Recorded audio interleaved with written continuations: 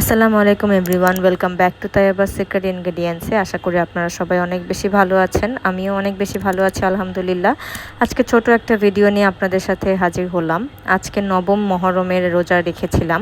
তো ইফতারে কি কি ছিল সেটা নিয়ে আজকে ছোট একটা ভিডিও। প্রথমেই একটা শরবতের মতো বানিয়েছি, এটা টক দই, তোকমাই, সুপগুল দিয়ে, পানি দিয়ে, এবং এটা এত রিফ্রেশিং লেগেছিল সারাদিন পর, আসলে অনেক শান্তি লেগেছিল। এরপরে 3টা ডিম 3জনের জন্য পোচ করে নিয়েছি, আমি, আম্মু আর আমার বোন রোজা রেখেছিলাম। এখানে ছিল চিজ স্যান্ডউইচ 3টা বানিয়েছিলাম। এরপর ছিল নুডলস, আম কেটে নিয়েছিলাম, এবং সাথে ছিল হচ্ছে পোলাও, মোরগ পোলাও। এটা বাইরের ছিল, কিছু অল্প একটু রয়ে গিয়েছিলো, সেটাও আমি খেয়ে নিয়েছি।